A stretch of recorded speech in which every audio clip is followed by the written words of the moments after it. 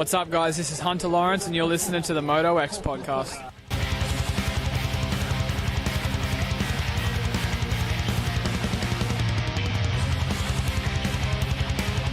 Hey, this is Chicken. Thanks for listening to Motoxpod.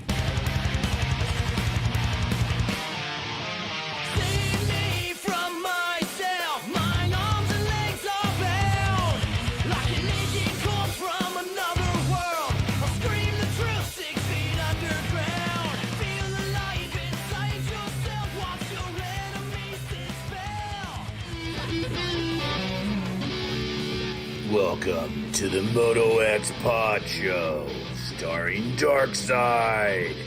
It's co-host Scotty, sometimes TJ.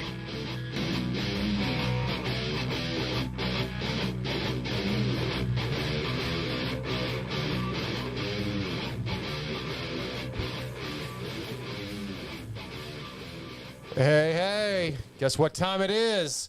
MOTOX Pod Show is back this week. It's episode 238. As always, brought to you by Carte Biese USA. For decades, Carte Biese USA has been the leader in moto plastic accessories with products that fit perfect, look great, and last. Carte Biese has what you need. Whether it's full plastic kits of individual pieces, handguards, sliders, what? Oh, it sounds like you're far away. I don't know why. I'm right on it, man. No, Did somebody say that, or? no, I just heard it myself. Oh, I don't know. I'm right up on it. Okay. Like always, Sorry. Hey, that's all right. You're good. I just can't multitask. Whether it's full plastic kits, individual pieces, handguards, chain guides, and sliders, or anything else they offer, visit Carte Biese USA. And don't forget to let them know that you're listening and support our title sponsor. Follow them on Instagram. Get you some of that new metallic plastic. I really want some for the Blue Crew once it's available for me. That thing, I love the way that stuff looks. Carte Biese USA, Brian Fullerton, Talon Volin, those guys are great to us. Also on board, you guys need to get your suspension taken care of. You need to revalve it. You need to change the oil. Check out your local dealership, Racetech dealer. Racetech is the world's largest aftermarket suspension modification company, and all Racetech products include award-winning gold valves, and settings are 100% guaranteed and made in the USA. Racetech also offers state-of-the-art precision engine services and parts to all engine builders. Visit racetech.com for more info and use that promo code MOTOXPOD to save. We're going to have a little discussion about promo codes here in just a minute. Fly Racing's also on board. We just gave away, we had a winner for a set of free gear. Got that, I think, was that Trevor Paul, I believe. I hope I had that name right. Yeah, Trevor Paul.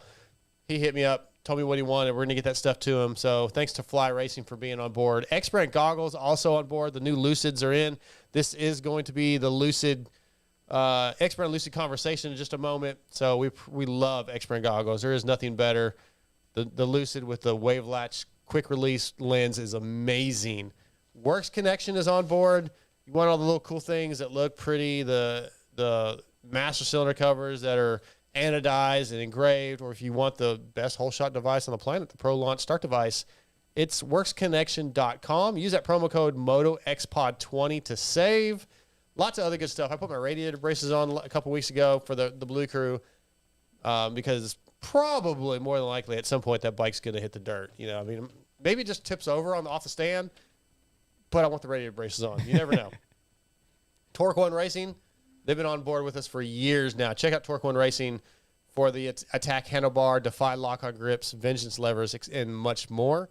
Our Jerky for your snacks. MOTOXPOD 21 to save. Did you hear that pop just a second ago? Mm-hmm. That was the pop. Let's sorry guys. I don't know if you guys can hear it. I'm going to write that timestamp down. That was about 4 minutes in, so we can see if that actually did anything when we listen back. Anyway, our Jerky, man. I take that stuff with me when I go to work. I take it. I eat it while I'm watching the races on TV. The sizzling hot, the 7 Deuce black pepper beef brisket. Those are some of the best flavors of jerky I've ever had. MOTOXPOD 21 to save at eatourjerky.com. You guys need to get your graphics done. New graphics. You want to get your jerseys lettered. It's Bermlords Graphics and Jersey ID. Just email them, graphics@bermlords.com. They can hook you up. I've got my new jersey over there getting done. It's going to be really sick. I love what they do with my stuff. They always throw in like an Iron Maiden album cover. Eddie's inside all my numbers. It's kind of my thing, so don't steal it, but my shit looks good. Also, Shock Socks. Williams Moto Works, I think they're going to be helping Scotty out since he blew his bike up because He's a dummy. I'm an idiot. Yeah. Williams Moto Works. WilliamsMotoWorks at gmail.com. Extreme Colors. You want to get a helmet painted? Hit up Kirk Hunter, Extreme Colors. Also, Blood Lubricants. The oil is second to none. The new Barracuda line is out. Multiple weights, better protection, better performance, and it lasts longer. Promo code MOTOX to save. Power Band Racing, TruFusion Sports, and Grill Your Ass Off. Also on board.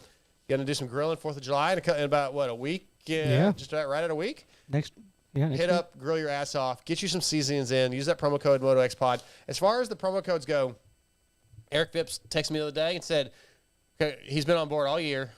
Somebody finally used the promo code. Again, I get a little butthurt sometimes. Like, I want our listeners to be like super, super involved. And you got to compare the numbers. Like, Steve's numbers are huge. Listeners, only a very small percentage of the people actually use the codes and do enter the contest, et cetera, et cetera.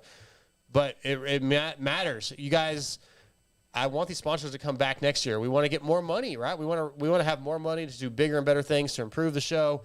And the sponsors have to be on board. They have to see the needle move. So these are companies that most of you guys use probably anyway. So use the promo codes, man. If you don't know the promo code, email us, motoxpodshow@gmail.com. We'll try to get you hooked up. We'll try to get you a deal if there is no promo code.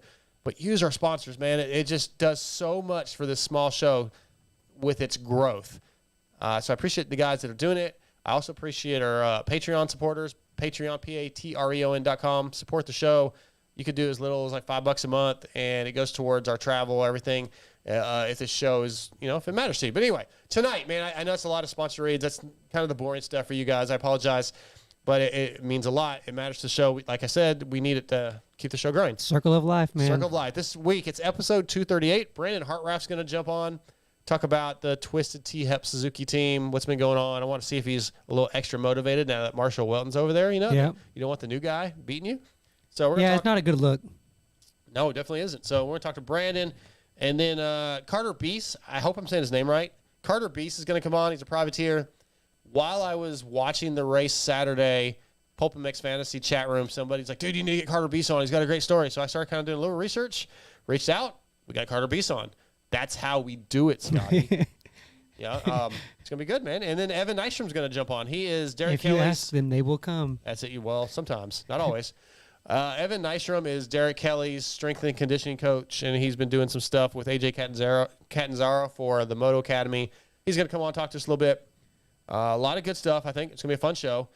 We may have some new listeners. I mentioned this last week that on the Pulp chat on Monday night, some listeners were like, hey, I'm going to check out your show. And then one of them, like I said, he couldn't find it. Tay on Facebook, it's like Tay and Bill. I don't know.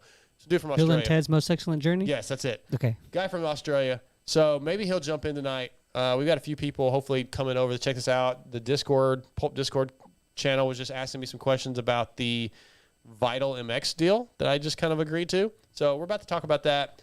But what do you want to talk about with High Point? What were your highlights?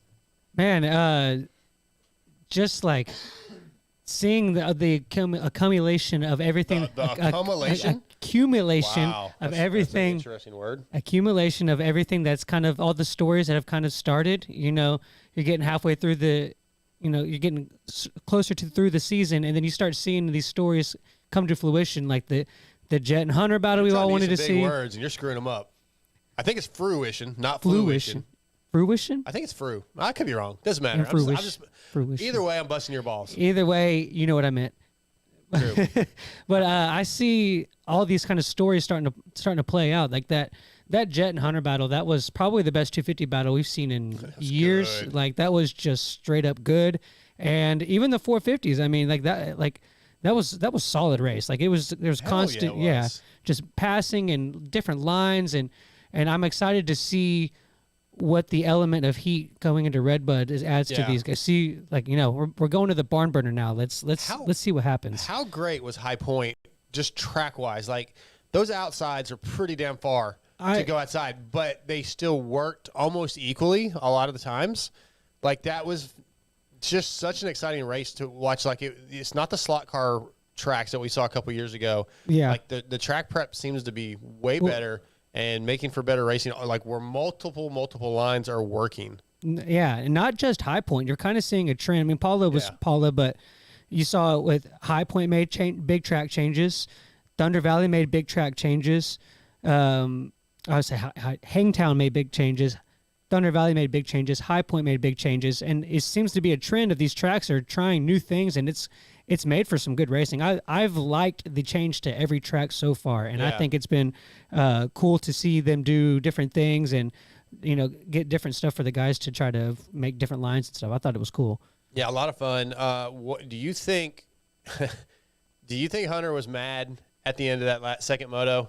Because certainly one more lap, he gets Jet. Like, he was hauling ass, and he had put everything he had into it.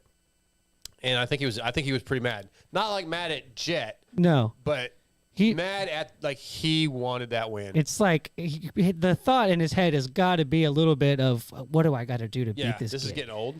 Yeah, and it's his brother too. I think that's so great for the sport. I'm sorry, that's just it's just too damn cool. I know it's like, oh yeah, it's the brothers, but it's kind of cheesy. But no, sports in general has not seen this very often. Yeah, it's a very, very cool story to follow. Does the time ever come? At some point, they're gonna get together, and they made a little one or both are gonna go down. Does the time ever come? Like, I see this, I was visualizing this while watching the race Saturday, like in a movie format where, like, I thought, okay, Hunter's going to go for the pass. Jet's going to actually accidentally take him down. And Hunter's going to be mad, like legitimately mad. And this could be in the future, but I could see it in my mind. And there might be a period of 6 months to a year where they're pissed at each other and Hunter won't talk to Jet. I don't see that. Yeah, maybe not. But, like, sometime, like, all the Jet talk, all the freaking hype, like, yeah, Hunter's like, yeah, this is what we've been building for. This is what our family worked for. It's all cool. At some point, that stuff gets to you. As a human being, doesn't matter. If you're hearing about your brother, your best friend, some other random dude, constantly, you're going to be like, F that dude. I don't care. Like, at some point, you're going to snap. And then if, let's say they get together, like, this thing could explode just for a small period of time at some point, and there could be drama. Like, I'll say this. I think that to beat Hunter late in that race, Jet had to go to a place that he has not had to go to in probably a year and a half. Okay. Maybe some point last year. I think he had to pull something out of the hat that he hasn't had to reach that far into his hat yet. And I think that Hunter's climbing up at a more rapid rate than maybe Jet is. I think Jet's ceiling is higher than everybody else's. But I think Hunter is getting closer to his, and I think that those ceilings are close. And I really think that to maintain, I don't know if Jet can do that every weekend. Like, Hunter's coming. I don't know, but I think Jet had more. Like that. You think he had? I think that's like Jet at 90, 95. Hunter's maybe at 105. Like, whatever his 100% was 4 weeks ago, a year ago, is now his 90%. Like, he has excelled. Hunter's made a step up, but he's still maybe not doing, like, he's almost on the same level, has the same ability as Jet almost, but it's a lot harder for Hunter, a lot more work for Hunter to ride at that pace. Doesn't mean like in maybe another 6 months he'll be there. Yeah. But I think Jet could now like I'm trying to think how, like, okay, so even though there's no such thing as 100%, 110%, Hunter's riding like at 110% to make that level. Yeah. Jet's riding at like 97% at that level. And if he went to 110, pushed a little harder, he might be a little bit out of control, a little bit whatever, but he has more. I don't know. I could be wrong. It's just the way I see it. But Hunter has made a step. If he hasn't had a couple crashes and a couple goofy little things, he wins some overalls probably. Yeah. Well, I mean, he can't be too mad. I mean, yeah, he could have been.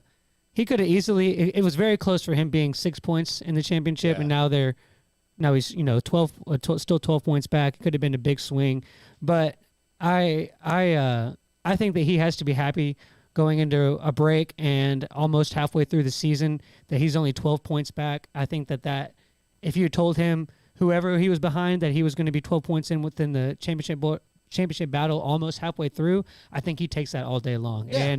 And so I think the next couple of rounds are going to be. This was a preview of how good the next rounds in the 250 and the 450 are going to be. I hope so. Like, I'm crossing my fingers. There's no big injuries from, like, right now we have a good series. I mean, we have in the 250 class, like, Moseman is so damn fast when he doesn't pull like they kind of joking about, like, I think Steve asked last night if he's the same as RJ. He's so good, and then he does something goofy, washes the front, tips over, whatever. But he's a guy that can win. He has the speed to win. So Joe Shimoda right there, he's getting better every week. Lucas Myrtle sweeping the podium, making billions and billions of dollars. He's my agent too, so we're all good. I mean, he's not making anything off me, but there's some. I'm coughing again, guys. Okay. I'm real close. I'm getting better, but still got to cough. Shit, hang on. Jesus, I gotta get a cough drop. Sorry, guys. The 250 class is gonna be good. Again, yeah, I agree with what you're saying though. Like, coming up, we got a week off. We're going to Redbud. One of the best tracks, one of the best events of the year. Great dirt, always exciting. It's going to be hot. It's going to be hot. It's going to be a hell of an event. Hopefully everybody stays healthy during these couple weeks. You know, they're off. Maybe let's not ride, boys. Let's just hang out. Everybody just hang out, go to the lake, chill out, regroup for Redbud. Even get into the 450 class. So Eli gets his first win of the season. 4 winners, 4 rounds. Yeah. What more can you ask for? Such a good series. Yeah. Like for the first time in a while, like I really don't see how it's gonna like. We don't have a guy like that. He's gonna win. Yeah, not yet. Yeah, like you just don't really know. It could easily start falling apart. All right, so I wanted to ask you this: out of all of the, maybe let's call them storylines of the weekend, where do you put, not the position, but where do you put Dungey being 12 seconds off the lead as far as storylines go? Third best story, fourth best story, maybe one of the top. I don't know where I rate it. I mean, I'm not surprised, really. I think he's getting better and better. I mean, 12 seconds off the lead is not bad. No, I mean, even though that was fourth. And as we get farther east and we get to Redbud, and yeah. I reached out to him to come on tonight, and he said he couldn't do it for the next couple of weeks, but I really wanted to ask him about it. Like, I want to get him on before Southwick, because I'm like, dude, come on, you don't even have to start when everybody else starts. You can just come down, before the first lap's over and get right back in the race. We've seen you do it. So, like, let's see what he does at Redbud and Southwick and then Millville. Yeah. Those will be a bigger but bigger proof of what he's got, because he's obviously getting in better and better shape, getting more comfortable, getting the bike figured out.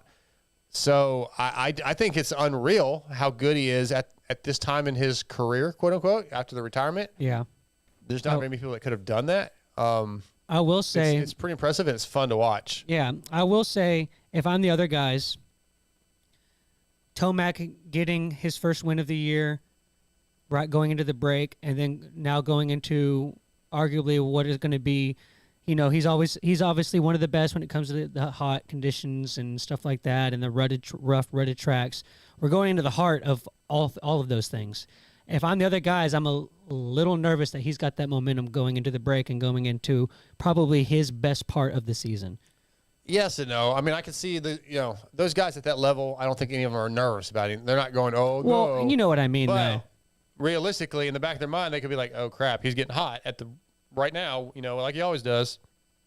So, I could see it happening, but all those guys are so confident, like Jason. I don't know what happened to Jason Anderson this weekend. Yeah, he just I'm not like hitting a panic button on him or anything, no. but I think he's having some weird things happen. Yeah, and he will have a very good season. He will have probably another win. He'll probably have some races that you're just like, yeah, that was cool, Jason. Yeah. But, I mean, he's kind of, unless something drastic happens, he's kind of already out of the title fight. He's pretty far back. He is. I hope he gets a couple wins. I hope he figures out. It's usually like a tip over, and then he just can't regroup. Oh, dude, I didn't almost cry, but, like, I felt so bad for Plessinger. Like, finally, he's getting a race going, and then something. Thank God. I thought I was like, oh, well, there goes his season. But I'm glad to hear that he's walking around. He's going to be back, and the break probably couldn't have come in a more perfect time for him. Last week he hurt his hip at Lakewood when he crashed. Yeah. Oh man, I just want to see that guy do good so bad.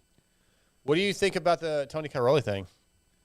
I think that the crash. I think the crash played a lot more to that decision than. You would think that one little incident, especially, they've probably been negotiating that for months and talk about what's going to happen and this and that. I think after that last moto, he's like, yeah, I'm going home. Yeah, I was kind of wondering that because, it sounds like they made him an offer. He kind of made it sound to Steve like they haven't offered him anything, but it sounds like they did offer him something and it wasn't what he wanted. So yeah, I don't know how I feel about any of that now. Like, I mean, but similar. I would just say this: similar story to what happened to Caleb Russell last year, and we've heard this story a couple of times. It's just like, dude, that's one of like the gnarliest dudes that has ever competed in motocross. He's probably been one of the most influential people for your brand in the entire dearency of the brand. And I think that you kind of got to give him whatever he wants. I feel the same way. I want him there. I want to see him again when we go to Millville. I want to have a chance to interview him. I want him to be at all these tracks, enjoy this season, having some fun, almost not a vacation, but where he's traveling the country for the first time. Yeah. I wanted him to have that. Yeah. But it's not looking good. So that's a pretty big bummer. Yeah, I just real quick, I mentioned that I reached out to Dungy. I think we're gonna have some really good guests coming up in the next few weeks. I think Dan Bradshaw's gonna be coming on once he gets some time. Jordan Troxel, who is Kenny's mechanic, never have had him on the show. Okay. He's gonna come on. Dungy, I think, will come on eventually. So we're gonna have some really good shows coming up. We may try to start doing just 2 guests per show, just for time restraints with everything. I'm going to talk about the Vital deal. If you guys were listening to Pulp last night, you heard it come up. If you haven't heard, we have a little story to tell. I've got my hand in another pot, I guess, getting my foot in the door in another situation, trying to do some more stuff. So we'll talk about that towards the end of the show. We're going to take a quick commercial break, and we'll be right back with Brandon Hartranft. We'll get Brandon on. So who's on right now? We got Sport and Wood, Desi. Sport and Wood. That's one of our Pulp. He's every time if I can just randomly click on the comment section of whatever it's going on in Pulp, and you see his name at some point. Yeah, he's there. Yeah. I don't know where the other guy. He'll know the other guy's name. Tay in something. Someone mentioned him. Table Jam. Yeah, that's it. Okay. Yeah. Sport and Wood said his name. I don't really know what context. Yeah. I don't really understand Sport and Wood. How Tay last night's like, I can't find it. Like it's not called the Pony Pod. Well, and he knows that. Like, I can't find the MotoX Pod show. Like I think he even typed it out at some point. It's like, all you gotta do is search. It's not that hard. So I don't know what people are looking for now. Like, I wonder if when you go on search YouTube or on Spotify, wherever he was listening to pods, and the YouTube was the other one because he was going to watch. He made it sound like he was trying to watch last week. I don't know if you type in Moto space X space pod, like, does that mess things up? I don't know. I've never tried it. But if you do Moto X Pod, one word, space show, it pops right up. It should pop right up. That's what she said. Yeah. So YouTube, Sport and Wood. I appreciate your support though, and he was really hammering down last night in the Pulp show about us. Just constantly check out the Moto X Pod show. Check it out. It's great. We hang out, we talk, and they got good guests. And yeah, he was on it. So I appreciate it. Sport and Wood said he had already subscribed last week, so he did subscribe, I guess. Sport and Wood did, or Tay? I think he's talking about Table Jam. Okay. All right. Well, maybe he'll jump on. Table Jam. Yeah, maybe he'll jump on. We got a couple minutes for Brandon. What do they want to talk about? What do you? Nothing crazy. They just talk amongst themselves. Huh? It's a little bit of an echo of what we're talking about, and just random stuff. How about this? Well, we got a few minutes before we get to Brandon Hartranft. So our YouTube supporters are some of our strongest followers. Most of them are here every week. Do you guys use the promo codes? Like, when you need stuff, do you go to Works Connection? Do you go to Carte Biese and use the promo codes? Have you tried? Any of you guys tried Grill Your Ass Off? If not, why not? Like, let me know. Like, what do we need to do? Like, how do we? I know we don't do a website anymore, but I feel like having a place where they can copy and paste those would make a big. It's just an added expense that was, I don't know, it was like $150 or whatever for the year. And there's not really room to add it on. Never got used. Yeah. I mean, we could do it again. The show has grown since I got rid of it. I could build it again. I wish there was like again, that takes time too, though. Like, every freaking night, Tuesday night when I'm doing the show, I would have to go on there, upload the show, takes the old stuff down. Well, I wonder I wonder if you could put a. Oh crap! I forgot where I was going with that.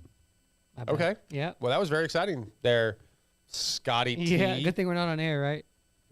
But yeah, I'm curious because we talk about it all the time, right? I know. I remember. The sponsor. Go ahead. Have like a link to like a PDF thing on our Instagram. You clicked on that and it pulled up. Just instead of having a whole website, it just pulled up a list of the. I think you could do that. Maybe. Well, you could do that with like that LinkedIn, but I don't know if that does that. I don't know. There Just might have something we can click on that shows all the sponsor codes. Yeah. Yeah, maybe. But I'm curious. I'm just curious. Like, I know people don't every day like go, oh, I need a new start device, but there's, I mean, well, I mean, I don't know if we have. Do we have a promo code for blood? Yeah. Yeah, blood. I mean, everybody needs oil. For their motorcycles. Gotta have. It's honestly, if you ride, I know it doesn't have the recognition of like a Maxima, but when a guy like Chris Kiefer tests it and says it makes your bike run like 30 degrees cooler, it's every bit as good. I do wonder why our listeners aren't going out and buying tons of blood lubricants. Like, go buy a case. Is there a reason? That's what I want to know. So I understand like what do I need to do. See, okay. Say I'm a fan of the MotoXpod show. I'm gonna step away, but I can hear you. Say I'm a fan of the MotoXpod show. I'm driving down the road. I hear you say, "Try this promo code." I don't have time to stop and write that down, and then you're like, "Oh, I need oil," and you're like, "Oh, what was that thing?" I'm gonna have to go back to the show and find that one time spot where he talked about that. I think that's the biggest gap that we have right there, is not having a way to just. Everything's so easy nowadays that you got to make it like fluidity like that. Sure. All right. Well, maybe we'll update that. All right. Let's. And Coolman777 said congratulations on the Vital MX gig. Thank you. Moving on up. Seems like every week there's Steve's right. 2022 years has been the year of the dark side. Well, Jamie, the year of the Jamie. Guess it's the haircut. I don't know. What else am I gonna say? It kind of irritates me that. It does seem to have something to do with it, but it is what it is. I mean, also part of it is the fact that I do work really freaking hard and put so much time in. Like, I know I say on here almost every week, well, I get like 5 hours of sleep a night. Well, now I just added 6 freaking articles a month. Well, we'll talk about when we get to the Vital thing in a minute. At the end of the show. I got things to say. Gotcha. That, we'll talk about it. Let's see if we get Brandon on. All right, guys, we're back. First break of the night's over. Our first guest is coming up tonight. He's brought to you by our title sponsor, Carte Biese USA. If you want to make your bike look clean and brand new, hit up at Carte Biese USA. Get a new plastic kit. Get some of that metallic plastic. Or you can get some hand guards, chain guide, and sliders. Their chain guide and sliders are the best, Scotty. I love their two-piece chain guide and slider. Or anything else they offer, visit CarteBieseUSA.com. Let them know you're listening to the MotoXpod show. Tonight at Carte Biese USA brings us from the Twisted Tea HEP Suzuki team, Brandon Hartranft. What's up, Brandon? How you guys doing? Doing good, man. How are our emotions? How is our happy face today, Brandon? We good? I mean, I always look cranky at the races, but that's true.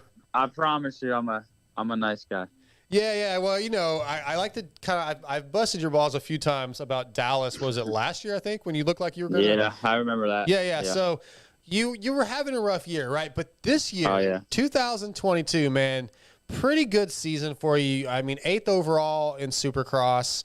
And then, you've been riding pretty damn well outdoors, I feel like. I know I've heard rumors that there's things you're still working on with the bike, trying to get better. But I feel like the 22 season overall has been a pretty successful season for you.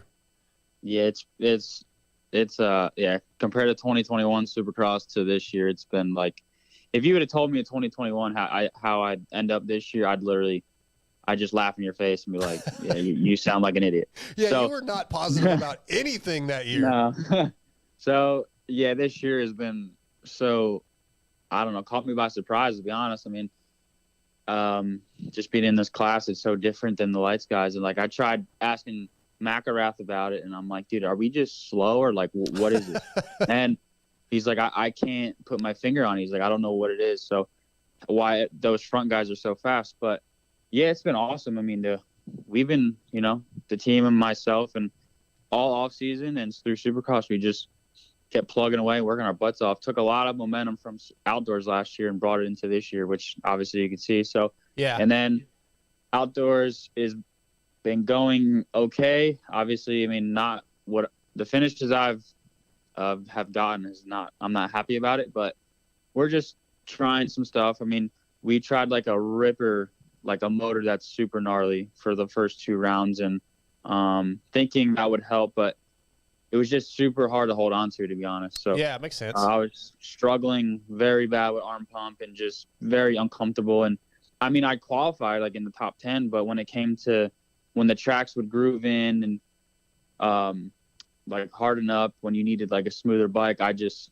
was struggling. So this past weekend we actually went a little bit to last year's spec of a motor, a little bit of some different things, but I rode like night and day difference. So I got 11th overall, which was, for the class right now, and it's stacked. So I was pretty proud of myself and the team that we got 11th, and it's only round 4, so I think in these next few rounds I'll be definitely inside the top 10. Yeah, I mean your trajectory's right where you want to be, right? Yeah, it started out 18th, 17th, 14th, 11th. Yeah, that's sad. The 18th to 17th was literally like, I mean, obviously I was trying, but like I literally couldn't even go fast because I couldn't hang on. So right. For this past weekend, 11th. I mean, both motos I felt great, and the bike was handling well. The motor was good. So we just need more weekends like that, and we'll be climbing up the leaderboard. Yeah, I actually have a specific question for you about Thunder Valley, but before we get to that, just something that you mentioned a minute ago, and like 21 to 22 and the mental side, and you talking to Shane about like, are we just slow?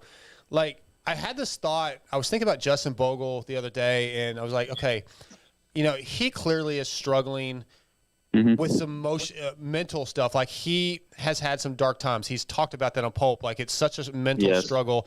So I think about a guy like him, a guy like you, who comes off a very, in my opinion, what would be considered a very successful 250 career.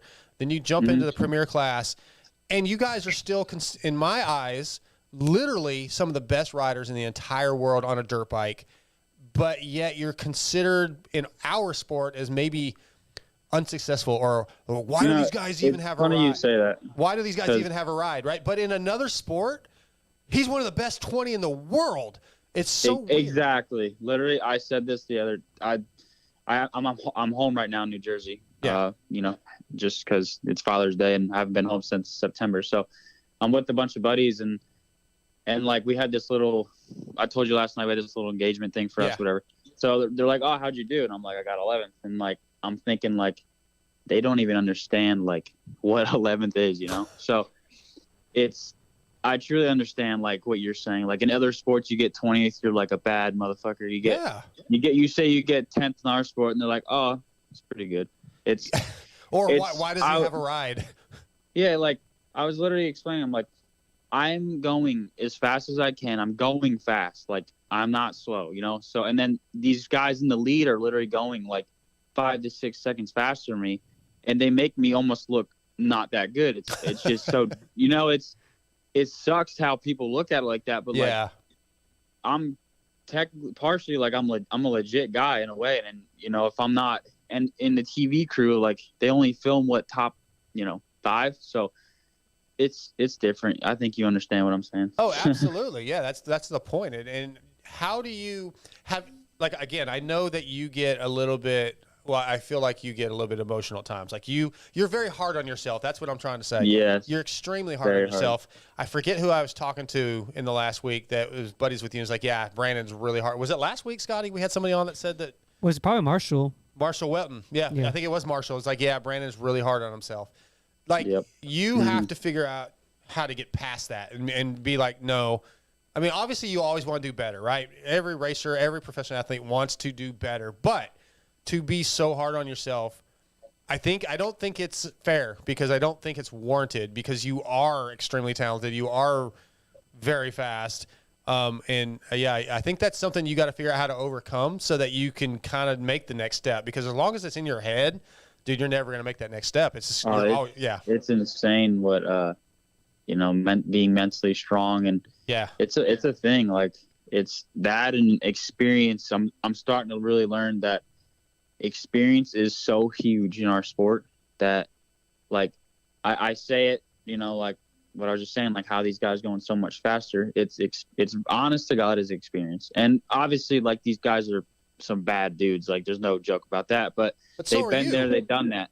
You know what I'm saying? But like my sport or whatever, sorry, not my sport. I'm 23. I'm versing, Barsha, Tomac, all those guys are 30. So they got, quite a bit of, I'd say, knowledge and experience, and I'm learning, and I'm kind of right behind them. So it's definitely a good feeling at times, but like sometimes you want to get to them like quicker than I don't know how to explain this. Like, you want to be as good as them, but you have to put the time in. Yeah. I mean, part of you probably feels like you should be there already. Like, just instantly. Exactly. That's what I'm saying. Like, and then you got like Sexton 22 that is literally just whooping ass right now.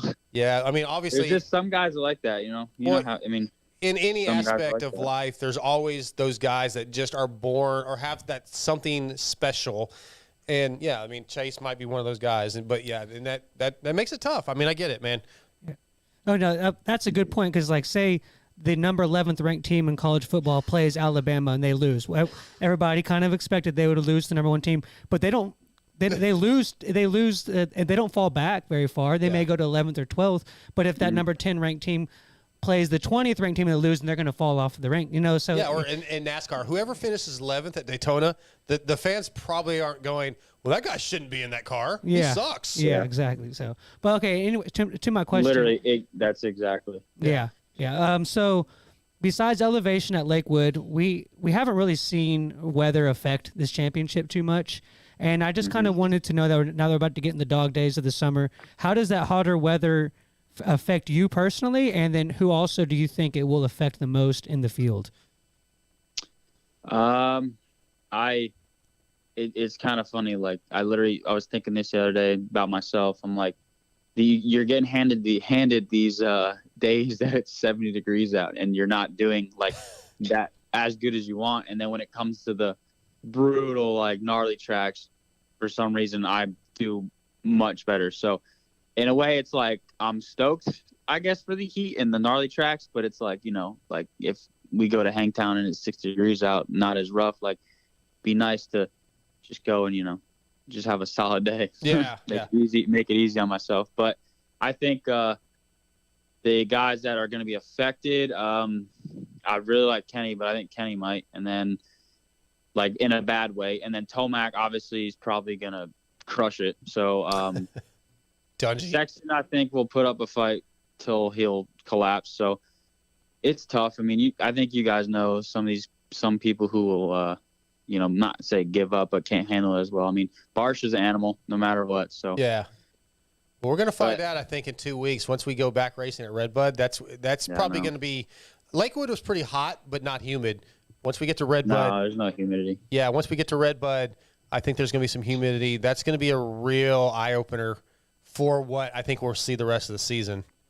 Oh, the humidity is insanely it's – you talk about it. Like, I live in California, so I don't deal with it. But you talk about it, and then once you get in it, you're like, wow, this is like a whole different, league. Oh, yeah, dude. Scotty and I are in East Texas, so it's... I was born in it. I was molded by it. Pretty rough. What's Jersey like? Does it get humid?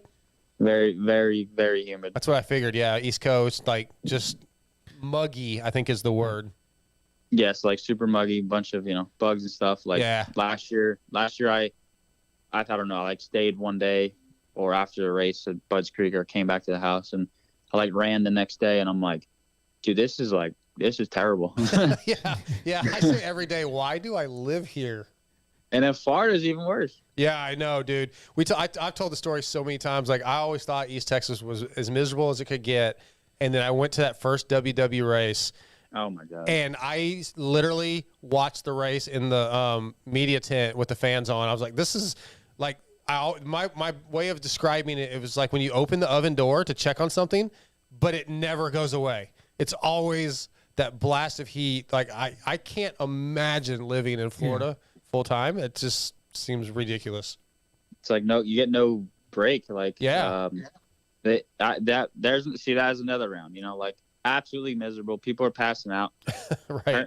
Turns out I come out great weekend. You know what I'm saying? Yeah. That's what I'm saying. I never make it easy on myself, but it's cool. Like it shows how mentally strong and tough you are when you truly when you can do good on those days. It's like you're a bad dude. Like, and when you were asking me about who's it going to affect in the 450 class, to be honest, everybody in the 450 class is so damn elite. And like I said, has experience, and like those guys, dude, they just don't plateau. They just keep going to where the lights guys, when they get hot, they're done, you know? So the class ain't easy. So I felt that way at Lakewood. I think I told Jed, or I told somebody, I felt, I was in the press conference. I was like, I felt like at those last 3 laps at Lakewood, you guys were like, I'm not going forward. I'm not going backwards. We're all just staying where we are. We're done. Like they were over it, while the 450 class is like, still battling, trying to make moves. You know, those guys were just, they're cooked. Exactly. Like I'm in pretty good shape. I'm normally can turn it up at the end, but sometimes my teams, you know, like you're stronger than these guys and they'll get tired. And I'm thinking in my head, like, I agree. Like I'm in some good shape, but like these guys don't get tired. Right. And if they do get tired, they figure it out. Cause, and you know, like the front guys, they are literally pinned the whole time. I guess more back in like 10th place where I'm at.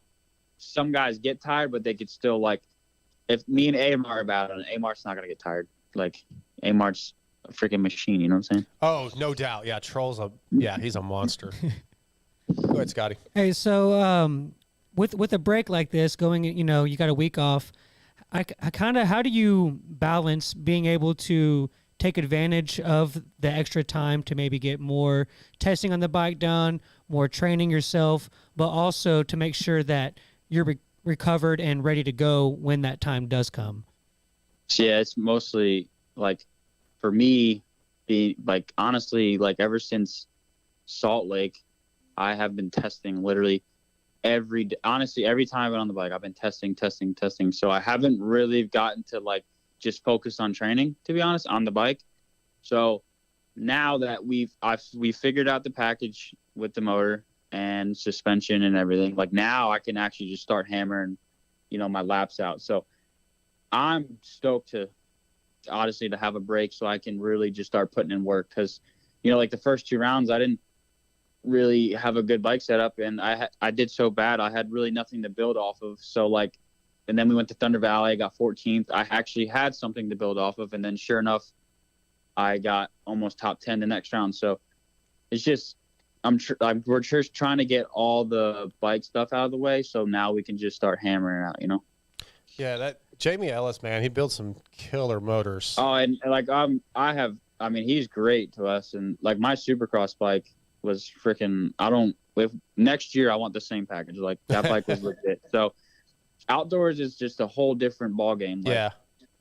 I want to go back to Thunder Valley for a minute. I told you I had a question. So Marshall came on at Hangtown, if I'm not mistaken, right? He filled in at Hangtown and then Thunder Valley. After Hangtown. Okay, after Hangtown. So was there any extra motivation to beat the new kid on the team? Like, does that even play in? Do you care about that? Yeah. Yeah? Okay. That's what I wanted to hear. Yeah, he's see, I didn't realize, like, he does, he works hard. He's pretty damn fast. He shocked me when he first got on the Suzuki.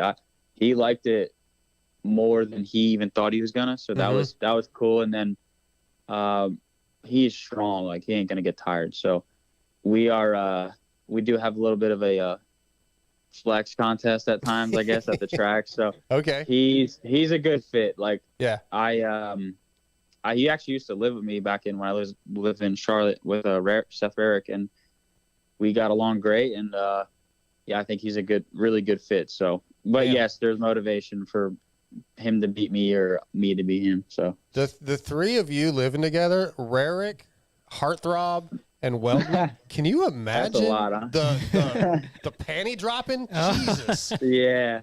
Wow. Seth was the stone cold killer. Yeah, I had a chick at all times. So okay. I had to I had to keep my distance from Seth, you know? Yeah, Seth slayed for a long time. He's locked down now, though, right? Yeah, he's found himself a good one, is what it seems. So I'm happy for him. We honestly all thought, like, yeah, he ain't gonna ever find a chick. So hey, same thing with A-Ray. He's dude. He's found himself one. I mean, he's head over heels, but I don't know. Good for him, I guess. Yeah, that one actually, I'm still like, I texted him like a week ago. I said, "You still with your chick?" Too good to be true. I was like, "Okay, wow." It's too good to be true, right? Yeah, it doesn't feel plausible. Yeah, but good for him, man. He, Kiefer and everybody told him, man, you got to find that. It'll change your life, crazy. dude. Yeah, it's crazy. That's awesome. When people, all right, for instance, when you have a chick and, you're the only guy with a chick and all your buddies, talking shit, like you're whipped and this and that. And then once they get a chick, now they're like, oh shit, this is what it's like. It's like, yeah. Yeah, it's not that bad. Yeah. No, it's truly not. I mean, I get it, have some fun times, but sure. You got to grow up it's eventually. always nice to have a significant other, Yes, it's like, again, in this level of sport, let's just say it's like good to keeps you in line. Well, and it has somebody that is there to take care of you, when you're having your emotional, your mental struggles, or just somebody that supports the program, understands what you're doing, and helps you get to where you want to be, like to excel at pro sport. 100%. Yeah, you got to have that. You don't have to have that person, I guess, but I think it makes the program easier. It's so much easier. And there's days, where, like, obviously there's days where I'm very not pleased, and she can, kind of snap me out of it or whatever it is. And like, especially outdoors, like outdoors is a tough day. Like the way you have to eating all day, you're drinking all day. Like it's always like it's like process of elimination on a race day on outdoors. So her being there for me, especially between motos, it's like, I'm thankful she's there. So, that's cool. I think nowadays, especially like everything's so to the T, and like, training and eating and dieting, like it's almost, I'd say, better to have a girlfriend or a wife. So I mean, maybe that's the new thing. I don't know. Yeah, it doesn't distract you. Yeah. I mean, the 90s were fun and party time. Now it's serious sport. Yeah. Back then, I know it was just, they'd run off of talent, and, I've heard some stories, which I bet you guys have been there with the stories. So I've heard the stories, haven't been involved. I'm not that old. Yeah. Now it's just, now it's down to the science almost. Yeah. Now. So it's crazy how our sports evolved. And I got a question for you guys. What about what do you think of Ryan Dungey? You guys shocked or no? We talked about that a little bit ago. I wouldn't say shocked. I did not, like, he almost got a podium this weekend. I don't think I would have said he could do that. So surprised, not shocked. I'll say this: the thing that surprised me the most so far about him this season was him being 12 seconds off the lead that last moto. That's was my big surprise. The gap. And I think as we get to Redbud, Southwick, Millville, dude, he might. Yeah, he's gonna. I mean, I was about to say he's gonna open some eyes. He's already opened eyes, but he doesn't have to open any more eyes. He's Ryan Dungey. He is so damn good at those tracks, and the guy just like he doesn't have. There's something in his wiring where he just doesn't fail. No, and like I had people like, oh, he's gonna be.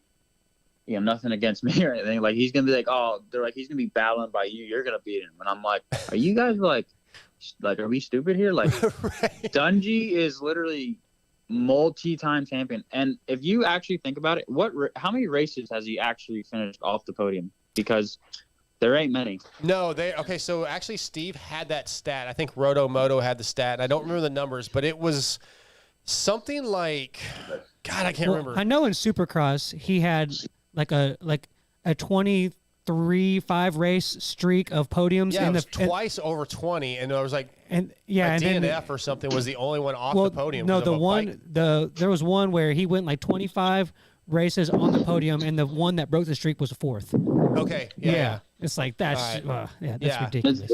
That's what I'm saying. Like his stats are unworldly, unbelievable. Like it's people are so like, and they're like, saying, I don't know, 5 years of not racing. Do you think homie did not train? Like, he's a workaholic. Like, everybody knows that. And he probably didn't ride that much, but he was training, and you'd see it on his Instagram. He's doing all these like 5Ks, and I mean, you're not going to lose that much when you're that in good of shape. It's like he is.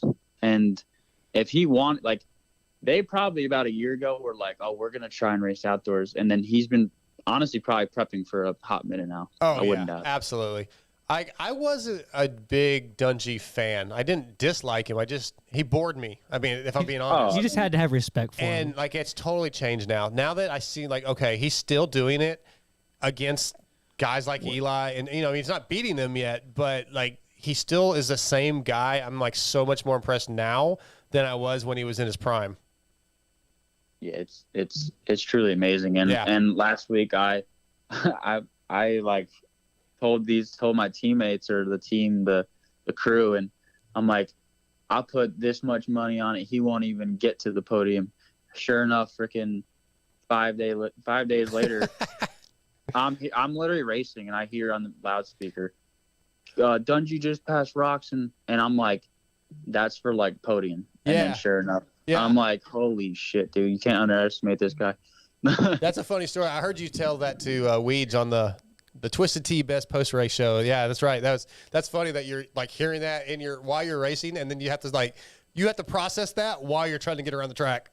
I'm not like, literally, I'm just like thinking, I'm like, and then I got off the track, and I'm like, I literally like told everybody, like, this guy ain't even gonna come close to the podium. And then we had East literally, like, because he says he's not that good on the West Coast, and right? Like, we get to the way gnarlier of a track and like better dirt, and he's just like literally absolutely flying. He's like, an anomaly. So it's awesome. That's one of, I look up to that guy, obviously. I mean, it's hard not to as a racer. Of course, yeah. He's inspirational for sure. Scotty's got one more for you, and we'll let you go, Brandon. All right, Brandon. Okay. So whether it's been a change in maybe like your riding or just your mentality or even your fitness, going back to like your rookie year, what have you seen the most drastic change in? In myself? Yes.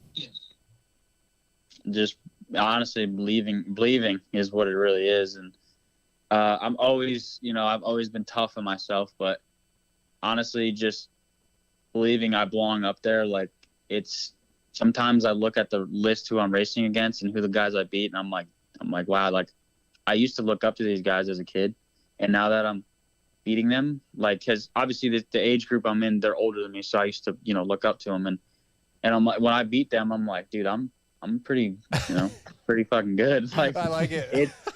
It's really, like I said, it's confidence. My confidence has gained so much since definitely 2021 of Supercross. So, and I honestly think I have still a lot more of ceiling. Like, I think I have a high ceiling to fill. So I just need that one little step forward. And I think, like, I'm doing good now, but I know I can do better. It's just, I got to put myself in that position, I like hearing that, Brandon. No more pity parties, man. I don't want to see that crap on your face next time I see you. That was bad, though. You caught me at a bad time.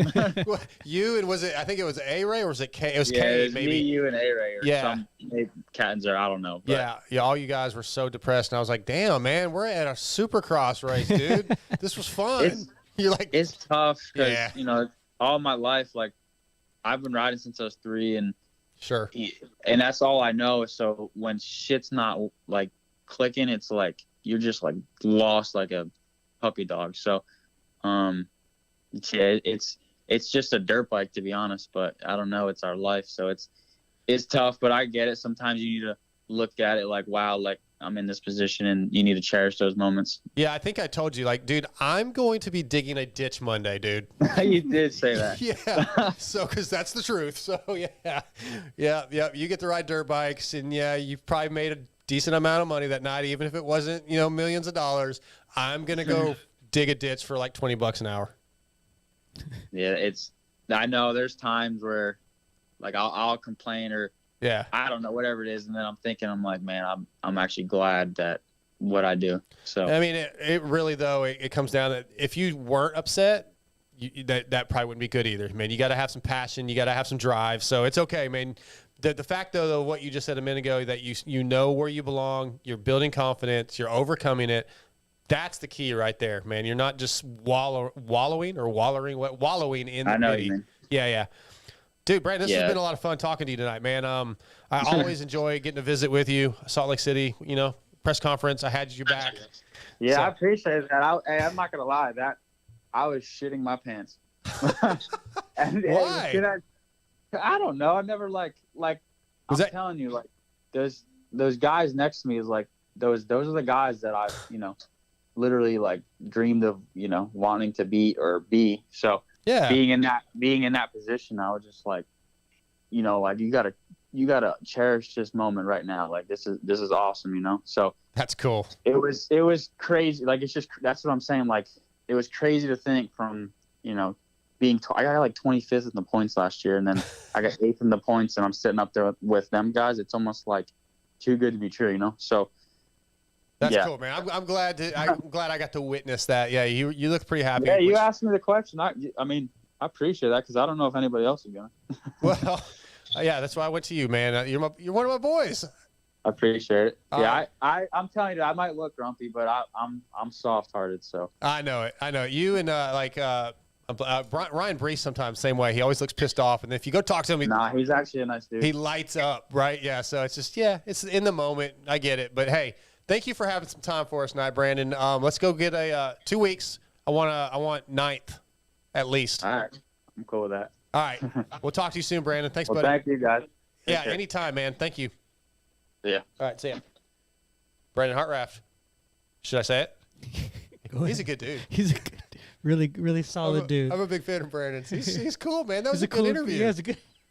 Yeah, that was a good one, dude. Brandon's awesome. I love that. Like, I was legitimately worried for him a couple years ago. Like that when I saw him at Arlington, he was so down, and I was like, "This is not good." Well, see, when I interviewed him in Dallas, I didn't get that vibe. This was yeah 21. Okay, well, him and Kate had a terrible night, and there was somebody else there too that night. And I might have it on the YouTube channel from that night. No, it was post race. I didn't record it, but they were all just miserable. And yeah, so like I love that there was some positivity in what he had to say, and that was really cool. And I really like, you can tell how much of a fan he is, right? Like I look up to those guys, and that's pretty cool that he still. And maybe it's not good if you fanboy out when you're racing those guys, but it's kind of like I'm like, all right, he's one of us. Yeah, that's cool. Yeah, I've heard him in other interviews, and I feel like we kind of get a different. I feel like we get a different side of him out. I might just be blowing smoke, but I feel like we get a different Brandon than maybe other people do. So might be right. That's cool. That was good. Commercial break. We'll be at. All right. I still can't do it. What's the pig's name? Third try. Wilbur? No, Looney Tunes pig. Is that his name? Oh no. Porky Pig. Porky, yeah. That's all, folks. We will be right back with Carter Biese. That's all, folks. Yep. Welcome back, everybody. We're up with our next guest of the night. Tonight, he's going to be brought to you by Fly Racing. Fly Racing has been developing and innovating its gear line since 1998. Fly Racing is the only choice if you want the best. Just ask current riders Zach Osborne, RJ Hampshire, David Bradshaw, Justin Brayton, Carson Mumford, and many more, including our next guest. Check out your local dealership and ask for Fly Racing, as well as the endless list of products offered by WPS. Tonight, Fly Racing brings us privateer Carte Biese. Did I say your last name right? Carte Biese? Yep, like birds and the bees. Birds and the bees. Well, Carter, man, so I was watching the race Saturday from home, and I'm on the Pulp MX Fantasy chat room, and somebody reached out and was like, dude, you need to check out Carte Biese. He's got a killer story. Not the best circumstances, some of your big stories, a lot of injuries, but I want to get into some of this stuff. But first, man, what's your background? Give us a little bit of where you're from. Tell us a little bit about yourself. Yeah, I'm from the north up here in Wisconsin. My dad actually owns and operates a racetrack, and he has for the past 20 plus years. So I pretty much grew up in the sport of motocross, and from the minute I can remember, I loved the sport. I mean, I would sit there with the new rider rosters and the numbers every single year, and I'd study those things to be ready. I'm a nerd of the sport. I love the sport through and through. And obviously took a liking to it for racing, and it's had its good with its bads, obviously, but I wouldn't have it any other way. So growing up, who were your guys? Who were your idols? For me, it was Dungy. He was Minnesota, so right next door, and up until a few years ago, I kind of felt like I could kind of follow his path. He won in the 125 class at Loretta's, and I was able to do that as well. And then obviously he got an opportunity with Suzuki, and he crushed it from then on. And yeah, I've had a string of injuries here that have definitely set me back. Yeah, and I definitely want to get to those stories. Scotty, my co-host, and we were looking through your Instagram. Do you want to ask him about his brother? Because I saw him at Lakewood, and it stood out. Well, I was gonna save it for the end, but I'll go. Yeah, like, all right, dude, your brother's fro is wild. And we need the story on that thing. Yeah, that thing's legit. Oh, it is definitely legit. I don't know, he was like a buzz cut guy for a long time, and really just grow the stuff out. My dad's side of the family has got like super curly hair, and if I grew my hair out, it'll get really curly. But I've never gone to the extent he does, and yeah, it's just he's kind of taken on this image with the fro, and it follows him everywhere. I like it. Do you like pat it for good luck or something?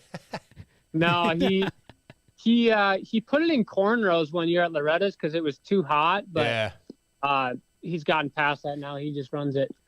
Yeah, I like I said, I saw him at Lakewood, and I was like, I've had long hair for 20 something years. And I just recently cut it, and I was like super jealous of his fro because the ponytail I had was sort of my trademark, and it's gone now, and he's got that fro, and I was like, man, that's so cool. It is. It just looks like way too much effort to me, and way too hot. Does he ride? Can he get it in a helmet? Yeah, he had to go up a helmet size, but that's it. Extra cushion, man. CTU. Yeah, he's actually a snowcross racer. I mean, he races dirt bikes too, but yeah, he's into it as well. That's a little extra padding inside the Formula helmet. It is. Yeah, I have that picture of y'all on the line. He's in the background, and you can't even hardly see his face because the wind's blowing. No. It's sick. Well, Carter, I want to talk, man. Okay, so you've had some pretty significant injuries, which led to some research you were doing and getting, doing some work with a foundation. Let's start with 2018, man. You're riding at Club MX, and this is the scary side of our sport, right? I mean, you have a crash, and it doesn't sound like it was a massive crash. And like at the time, I don't think you even realized anything was wrong. Kind of take us back and tell us what happened.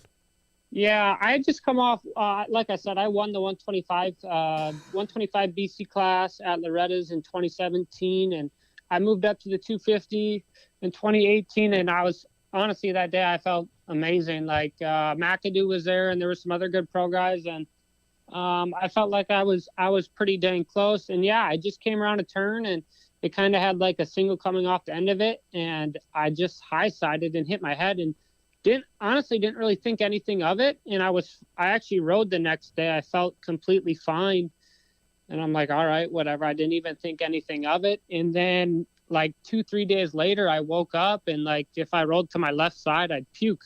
Oh, like I couldn't go out in the sun. I couldn't do anything. I tried riding, and unfortunately, being stubborn, and obviously we put all this work in with the amateur stuff. The only race that matters is Loretta's. So I gave it a go at Loretta's. Obviously not at 100%. I think I had some good motos in there, but didn't finish out the week just because I didn't feel that good. And yeah, I had a concussion. I ended up getting diagnosed with post-concussion syndrome, and that lasted 8 months. Jesus.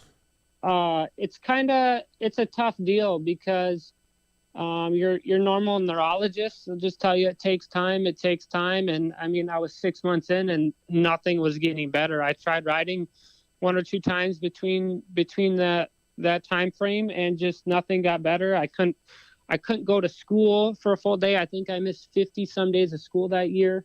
Wow. I couldn't handle the lights. I couldn't handle big crowds. I got chronic fatigue syndrome, but luckily I was able to find Dr. Schmo up at the Midwest Functional Neurology Center, I believe it's called now. And those guys were able to get me back on a bike within a month of seeing them.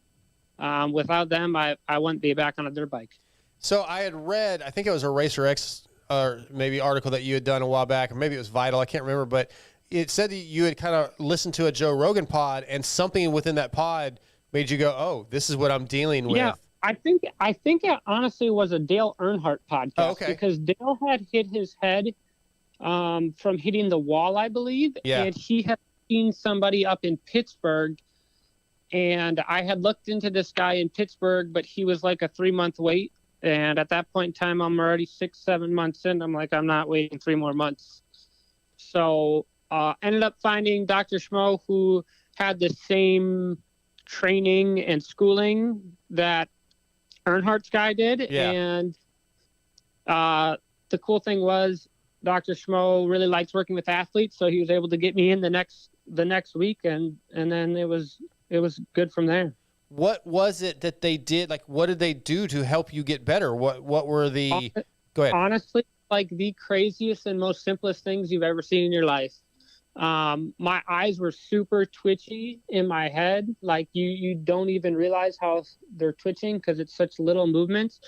But just like anything as simple as staring at a dot on the wall and walking backwards and moving your head side to side, and just he had me in like some VR goggles, and then they had this machine that could track the center of your eyes, and you'd follow dots around the screen. It's super intense. It's like a week-long rehab, but it's super intense.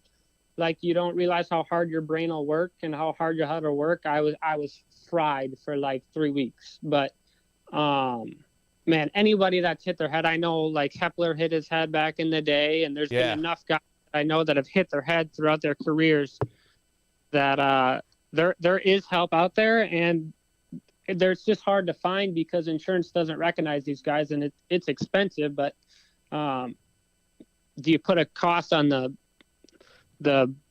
your life? Yeah, your brain well-being. Yeah, like, and it kind of sucks because I would have never heard of something like this. I would have never known this rehab type stuff existed had I not heard about you, right? Because there's just you just think it's a basic concussion, and that's honestly what his logo's on the side of my bike, and that's just kind of, it's like they obviously help me. I can go there whenever I want to, but it's just as much as, hey, I want to spread the word too, because I know in our sport, unfortunately, we hit our heads. Yeah, absolutely. Are you in a formula?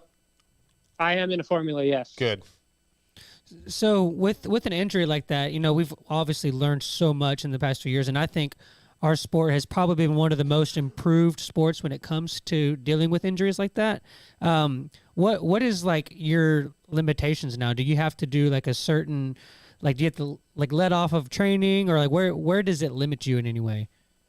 At this point in time, it doesn't limit me in any way. Like Dr. Schmo was able to get me back to 100%. That's awesome. So I had well, I'm assuming we'll get to that soon, but I had another big injury last year, and each time I went under anesthetics, like I'd get symptoms back. So that was kind of hard to deal with. So I'd have to go back and see him again. But like just super little things, like I get car sick pretty easily now and can't sit and look at my phone super, super long, but nothing that keeps me from day-to-day life. Yeah, that's good. Well, you brought it up last year in Texas, right? Your bike locked up in a practice. Was it? Yeah. Was that a race practice or just a practice day? Yeah, that was at Spring-a-Ding, an amateur national, and probably the biggest jump on the entire track. My bike, unfortunately, we had a crank snap right in the middle of the jump, and hit the ground. And my shoulder popped out so hard, so violently that it tore the artery in my shoulder. And they flighted me out to, I believe, Parkland. I had a traumatic brain injury as well. Took an 8-hour surgery. They took a vein graft from my leg and put it in my shoulder. And the last year was an absolute disaster. Dude, yeah, that's 2 big injuries with headshots, brain issues. Yep. That's scary, man. So I want to get to the fact that you're still racing in a minute, but then I was told there was a chance with that injury you could have lost your arm. Is that right? Because you had a blood clot? Yeah, I lost my arm, lost my life, the whole 9 yards. Jeez, dude. But I mean, the way I look at it, I haven't come this far to quit. I feel like I'm this close, and I've worked my entire life for this and my family. I can't quit now. You're still a young guy. How old are you? I'm 20. How's mom about this? Honestly, my mom is an absolute stud. Okay. She's a trooper. She's a trooper. With my traumatic brain injury, I wasn't like entirely with it for the first few months. I don't remember, probably 2 months after that happened. So it's hard for me to tell, but I know that my parents had a little bit of a tough time with me getting back on the bike. But at the same time, I'm very fortunate that they support me in what I do. And once my arm was good to go, I was good to go. But it was a long process to get the arm and the shoulder back to where it needed to be to ride again. I can imagine, man. So did you have something, Scotty? Yeah, but it's kind of a different subject. Let me stick with this for a second then. So you decided to come back. Lakewood was your first national back, right? Yeah, that was I did. So at the beginning of the year, I didn't know if I wanted to do another year of amateur or not. Okay. I mean, obviously, Levi Kitchen did Loretta's at 20, and I feel like the sport is trending a little bit older now, where obviously you have Jet Lawrence and the guys are absolute studs, but there was a few-year window, though, there with Cooper and Kitchen where you could go a little bit later. So I was like, I did an area qualifier in Mill Creek like my second week back on a bike, and obviously it went terrible, but all I had to do was finish top 8. Right. But then I'm just like, I don't really want to waste my time doing the amateur stuff anymore. So yeah, Lakewood was pretty much my first race back in 15 months and my first national ever, first pro race. How was it for you with the first pro race? Like, was it expectation wise? Was it what you expected? Was it more difficult? Anything surprising?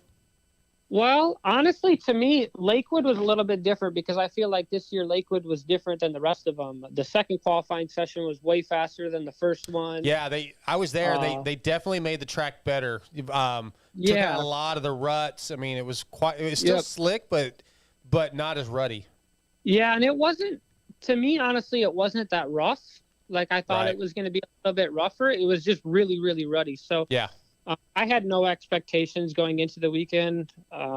Obviously, I have to put my circumstances into view. Like, hey, probably shouldn't even be on the line. So I'm just thankful I'm here.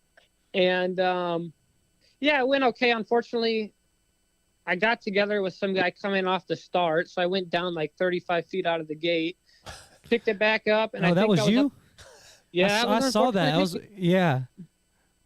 And then I picked it back up. And I think I worked my up to 23rd at some point, and then I got tired because I have never been in the altitude before or anything, and then I had a timing chain snap, and that was the end of my day. We tried switching the motor out in between, but we missed the cutoff by 20 seconds. Oh my God, that's Rock River helping you out there, right? Kind of. I mean, my brother did it all himself, so we tried. We were able to bring the bike over under their tent, but Jordan was able to, or tried to do it himself anyway. Yeah, that's a lot to get done in a short. That's pretty impressive that he almost made it though by himself. We were there. We were close. Yeah, that's cool, man. I mean, it sucks, but it's pretty cool that he was that close. You know. Yep, for sure. Well, my question was kind of about the Rock River team. You know, they've been one of those satellite teams that have been around for a while, and our sport, you don't see those teams like that stay as long as maybe a team like Rock River has. And I just, from a little bit of what you've seen working with them, what do you think contributes to their success and their longevity in this sport? Yeah, honestly, I'm not that sure because that's just where I get my bikes from. Okay. I'm not under their semi or anything. I'm in my own van, and I don't have a mechanic. I do all my own bike work. I do all my own stuff during the week. So they obviously help when I have like a major bike issue or something. I blow a motor or something, they'll fix it. But I'm kind of on my own as far as at the racetrack. It's me and whoever I can get from a mechanic, my dad, my brother, a close family friend. But yeah, I think they've always. Yeah, like Chisholm, yeah. Kyle Chisholm with Gare Bear out there, his dad. Yeah. Helping him ranch. Yep. How many of these do you think you'll be able to do? Do you plan on doing all of them? I plan on doing pretty much all the East Coast ones as of right now. Nice. Signed up Redbud. I think the only ones I haven't signed up for is Washougal and Fox at the end of the year, but we'll see where it's at. The first two have been pretty rough. High Point was a struggle. I think High Point was definitely what I expected, more of a pro national, super rough, super rough. And I just, obviously I had been amateur before this, and I don't think we quite had a pro bike setup coming in. So I think we were a little bit soft, but luckily we have the week off here and we'll get to work and see if we can get a better setting going into Redbud. And excited for these next few coming up just because I've been able to ride them growing up. That's cool. Yeah, I'll be at Millville, so I know you'll be there. That's right. That's like your local track, I guess, as far as national goes. It's probably as far as national, yes. Yeah. Yep. So I'm definitely gonna come say hi to you. I'm gonna probably ask if I can touch the fro. But man, what? Tell us who some of the people are that help you out. Give us some of your sponsors so we can get them some love. The Midwest Functional Neurology Center, obviously. Rock River, Piercana, Fly Racing, Scott, Pirelli, Recluse, my mom, my dad. We own, my parents own the track Tigerton MX up here in Wisconsin. They just held the regional for Loretta's this past weekend. Oh, cool. Man, I haven't had to do this in a long time here. Yeah, that's all right. I've raced the dirt bike. Yeah, that's Black Diamond MX. Everyone else, thank you guys. You got one more, Scotty? Yeah. You said your parents own a track. What compare your track to something that we would all? What's the closest thing to that we would all know that your track's like? Oh man, we have. Obviously, I'm kind of up in the stakes up here. There's not a ton up here, but our dirt's really good. A lot of elevation. We do not have a lot of elevation, no, but we have. I mean, our dirt's not Redbud, but it's on the line of Redbud dirt. I would say probably closer to Bud's Creek. It's good dirt. Okay, yeah. Good dirt. It's good dirt, and so you like the ruts?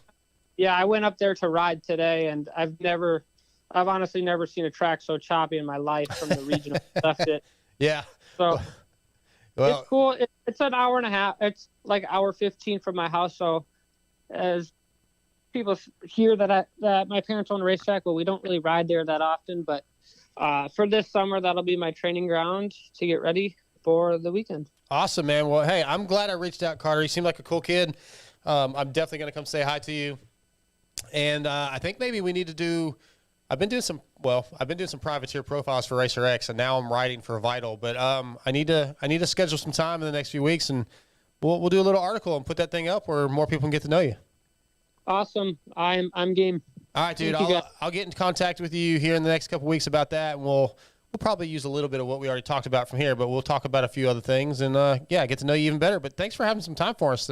Tonight. Yeah, it's not a problem. Thank you guys for having me on. All right, Carter. We'll talk to you soon, buddy. All right. Goodbye. Why am I so tongue-tied tonight? That's all? I guess I'm always that way. Just an earthbound misfit.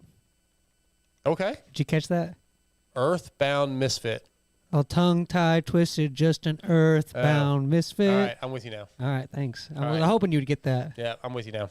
Let's take another commercial break, and we will be back with Evan Nystrom. Hope actually, before we do that, our YouTube listeners were on board. We got a few guys on YouTube. If you guys are listening in post or you're on YouTube, we do a lot of giveaways. We just gave away a set of Fly racing gear last week. Got a few other things coming up in the next couple weeks. I like to do more for or not necessarily more, but do some extra stuff for our YouTube listeners to try to get people to watch live. So I have a set of Fly socks right here. Don't know what camera's on. Fly racing socks.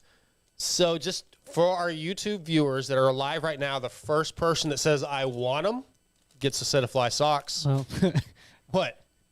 Why are you laughing? No, I'm just looking. All right. Oh, you gotta watch. Yeah, keep your eyes open. We appreciate our listeners. Check out our Patreon page and support the show if you can. All that matters. I say the same thing over and over, but you guys have no idea how much the support helps us. Millville's coming up. That's a pretty expensive trip with travel the way it is, and the Patreon supporters really help out. The sponsors obviously help out, and they'll continue to help out as long as you guys use those promo codes. So If you need a promo code, since we don't have a website just yet, hang tight, Scotty. MotoXPodShow@gmail.com. I check that thing all the time. It pops up on my phone. If you guys have any questions or need anything, just hit that up and I will respond. All right, you got a winner? I don't even know. Over in Australia, that's going to be an expensive set of socks. But I don't know how. So a guy named Logan Cressel said it first. Carnell. No, Cressel said I want them first. And then Sport and Wood was like that Cooper Webb Roxon finish. Oh, by .001? Yes, but Logan retracted his message. He doesn't want them? I don't know why he did that. If he did it on accident, I don't know. Wow. Well, Logan, if you're listening, respond quickly. Sportin', you get these socks. If it was an accident, I have a second set. Okay. So Logan can have them too. But if Logan doesn't want them, then Logan doesn't get them. Yeah, he literally has. This guy has not said anything the entire time, and he was the first one to say that. So. All right, well, we are going to commercial break. We'll figure it out. We will be back with Evan Nystrom. All right, our next guest of the night, he's going to be brought to you tonight by Racetech, which is the world's largest aftermarket suspension modification company. Visit racetech.com for more info and use promo code MOTOXPOD to save on oil. You need to redo your oil, whatever you need to do, revalve, gold valves. Hit him up, use the promo code. And he's also brought to you tonight by Works Connection. Since the inception of Works Connection in 1989, Eric Phipps' goal has been to produce Works-like products for the general public. With products like the industry standard Pro Launch Start device, the Elite Clutch Perch, radiator braces, customized master cylinder covers, and much more, it's hard to imagine you not going to WorksConnection.com today so you too can have what the pros use. And don't forget that promo code, MOTOXPOD20. Tonight, Racetech and Works Connection brings us from Lifestyle Performance, Evan Nystrom. What's up, Evan? Not too much. Just enjoying some sun up in the Northwest finally. Yeah, it's good weather today? Yeah, we finally got a patch of sun coming in. I mean, it's been wet. I think it's the most rain we've had in like 81 years or something like that. Oh, wow. Yeah, that kind of sucks.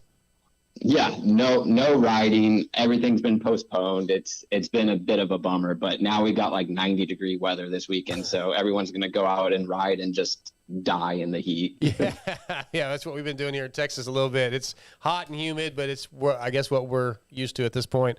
Man, it's been a while since we've had you on. We originally had you on because you're our guy, Derek Kelly's guy. You're a strength and conditioning coach. So let's start with our boy Derek, man. He's having his best season, I think, of his career. How much of that is you, man? Take some credit.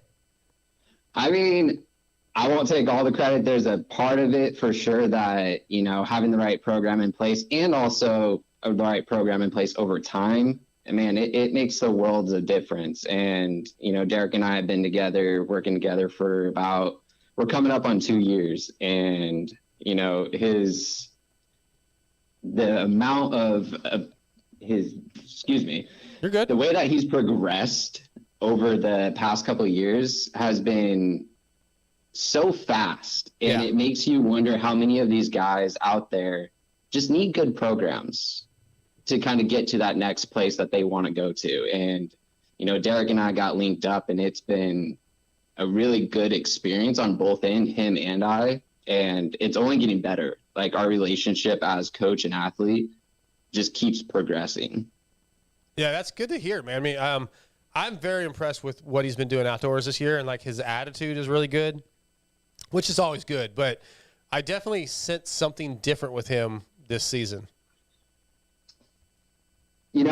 A part of it is the training, and a part of it is I think he's in a really good place just all around. Yeah. He really likes the team he's on, and the morale and everything that comes from that is so big. And, he has a good bike under him. Absolutely. I think every time it's like he's leveling up.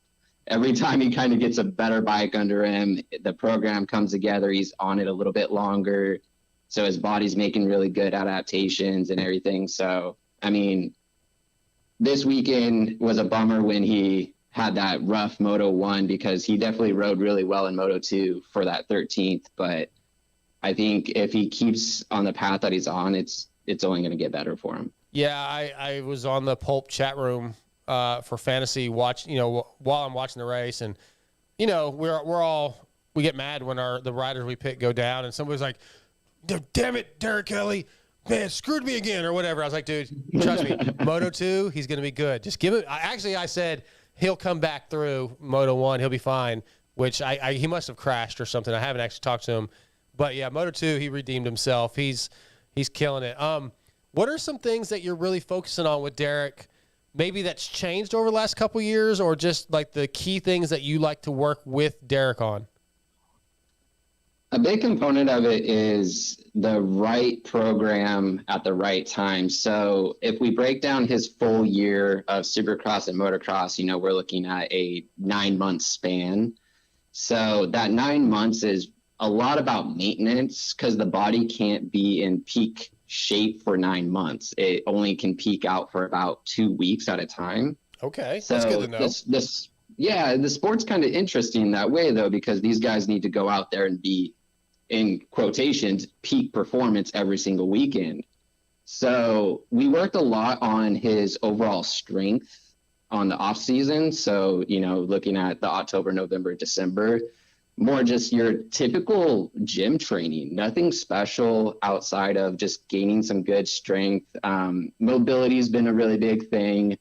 Anytime somebody can become more mobile, it frees up strength as well, because you're not fighting your own body with the pulleys and the levers and everything. So he's put a lot of focus on the mobility side of it. He also feels good when he does it. So it's one of those, I do this and it makes me feel good. You're going to be more likely to continue doing those things. Yeah, that makes sense. I feel like I probably told you a couple years when you were on last, like, I don't do anything. I'm in bad shape. I'm getting old. A month ago, I was out in Cali with Chris Kiefer, and he had gone to Alden Baker's program for some media stuff and learned just a few of the things they do. He then put me through the ringer at his house one night, and I was like, all right, I'm going home and I'm going to do these things. And I was feeling better. Like, even just mentally, I was like, as much as I hate working out, I was feeling better mentally that I did work out. I was like, all right, I don't like doing this, but I am doing it. So I felt better just in that way. And I'll tell you, I haven't had time the last 2 weeks. I've been sick, and I keep adding things on my plate. But my point is, I see where it is a benefit. It's mentally beneficial, and physically I did feel a little better, even though I wasn't doing much for very long. I could see a small amount of like, yeah, this is really actually good for me. Yeah, and a little goes a long way. And even if the program and workouts aren't designed like specifically for you, something is better than nothing. Right. And so when you start doing something, I mean, the body is meant to move, man. It loves it. So when we're stagnant and not moving around, we're actually disrupting like our natural human, part of us that wants to move. So when we start exercising, it really takes to it, and it doesn't need to be a ton. It just needs to be something to kind of get the heart rate up a little bit, raise the body temperature, make you breathe. Yeah. And it feels good. Afterwards, I guess it does. It depends on the workout and the moment. Yes, yeah. I'm sure at 25 minutes in a moto, Derek's not thinking, oh man, this feels good. Right. No, definitely not. Yeah, well, when I get to that point where I'm pushing myself over, like my strength and my everything is gone, and you still push and you're doing those extra laps, you get that kind of like that runner's high, and like that definitely like makes you feel proud of what you did for sure. Yeah. But so my question is you kind of talked about this a little bit, but when it comes to obviously the temperatures and outdoors are about to get crazy. What do you do to implement into your program for the short turnaround? That's something that maybe a lot of recovery. You mean? Yeah, the short turnaround between motos. What do you do in your program to address that specific thing? So the two outdoor guys that I work with, Derek and Scott Meshy, their protocols are as soon as they get back, their boots are off, their gloves are off, helmets off, and I actually want them to get their hands and feet cooled down as quick as possible. So the reason that is we have something that's called glabrous skin, and we have it on our palms, the bottoms of our feet, and also our foreheads. And these parts of the body don't have hair on them. So it's the only part of the bodies that we don't have any hair, even like the peach fuzz. So there are natural radiators. We disperse a lot of heat out of those areas. And that's just due to the capillaries, which are just very small veins that are able to bring the heat to the surface and radiate outwards.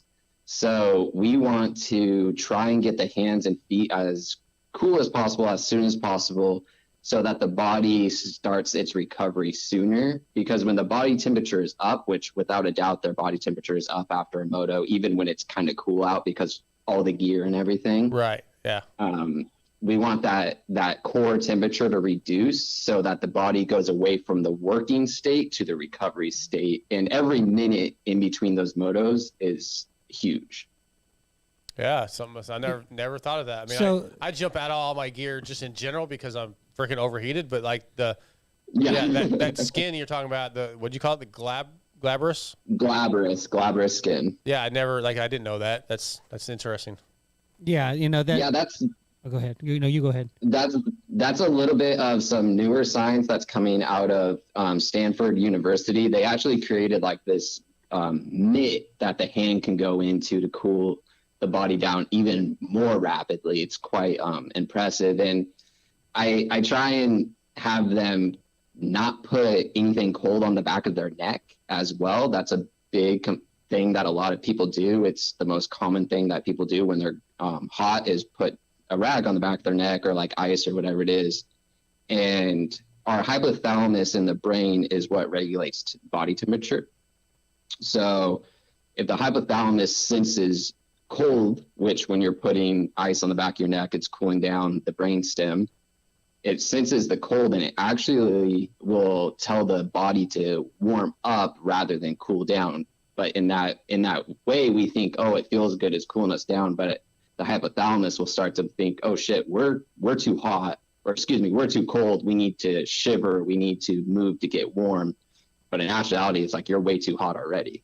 Wow. See, I work outside doing manual labor, and I always keep like it's called like a cool rag, whatever, like one of those, like I stick it in the ice chest, and when I'm really hot, I throw it around my neck or I throw it over my head because it feels so damn good.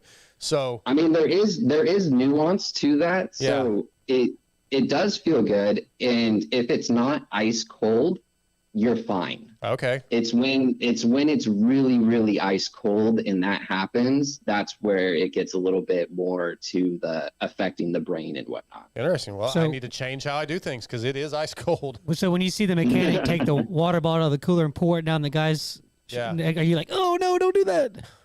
Yeah, I mean, I know everyone has their own practice, and you also, there is the component of if it feels good in the moment, sometimes just do it. Yeah. But it's definitely like I do see it sometimes. I'm like, maybe we could do that a little bit better. Yeah, you're trying to train your guys to rethink how it's done and do it properly. That's I've learned two things already, Scotty. Yeah, no, yeah. Are you still working with AJ in the Moto Academy app? Yes. So AJ and I got linked up. It was like back in like November, but it took us a little while to get everything lined up to be working together within the Moto Academy app, which has been really, really cool experience. And AJ is a great guy. And so inside the Moto Academy, he has all of the video tutorials for different riding techniques and everything like that. And he also has Jet Lawrence on board with it. So I think there's like over 100 tutorial videos inside the app. It's pretty impressive. That's cool. And yeah, so he wanted to add a strength and conditioning component to it. And by total like serendipitous type thing was like, I messaged him like a year ago, like, hey, like I want to try and link up with you and do something. And he actually went to message me and saw the message and I was like, wow. I guess this was meant to be. That's nice. Yeah. And I mean, AJ's got a hell of a following and is really doing good things. So that's got to be good for you. Yeah, it's been really great. And then, it lets me help more people, which has been the cool part. Like, yes, of course, I want to help my pro riders as much as possible. And I'd love to be able to be at a very elite level as a coach in the sport. But at the same time, this is a really big sport, and the more information that is out about training for it and also nutrition side of it, the better, because it only just helps people not only on the bike, but just in their lives in general. Yeah, I need to reach out to you about some nutrition things. I'm sure, again, I'm repeating myself from when you were on before, but my diet is terrible. I'm a very picky eater. But I am at a point with my age and how I'm feeling that I know I have to do something different. We don't have to get into it right now, but like I'm probably going to reach out to you and try to get some help. Yeah, dude. Absolutely. Let's chat. Okay. That kind of made me, what you just talked about and what Darkside just said kind of led into a question that I had for you is how do you, obviously you're a business and you have to say this is success. How do you measure success, and also kind of what do riders say that they kind of notice the biggest difference in? The way that as a coach and as a business, my success is my riders' success, because I'm helping them to be the best that they can be. So if they feel like they're excelling and getting better and getting the results that they want, it makes me so happy. That is, as stereotypical as that sound, it makes me so happy when, whether it's a local dude coming back in the gym on Monday and he's like, I went out and I won, and it just felt so good. Yeah. Or they're going out and I got a couple riders down in Mammoth right now, and they're out riding their mountain bikes and they're like, this altitude just isn't even affecting me. And it's like, that to me that's such a win. Yeah. That's so cool to hear. And that's what we're working for, is for them to feel good and feel like they're getting the treatment as any pro athlete would get, because that's where a lot of riders want to go. But also some riders just want to be cared, like have somebody care about what they're doing. It sounds so funny the way you say it, but yes. Yeah, it makes sense. Yeah. Have you thought, would this even be something you'd be interested in like talking to whoever's running the AEO team? There's a lady there I always talk to, and I can't remember her name. She seems to be in charge. But maybe like doing a team type deal, because Varize is on the team now. They could probably use some help, as a team. Has that been anything you've thought about, would want to do? Any chance of that happening? Yeah, it's definitely in the books. It's okay. 100% something that I would be happy to do if the, stars line up properly and everything's right. Sure. I do live in Washougal, Washington.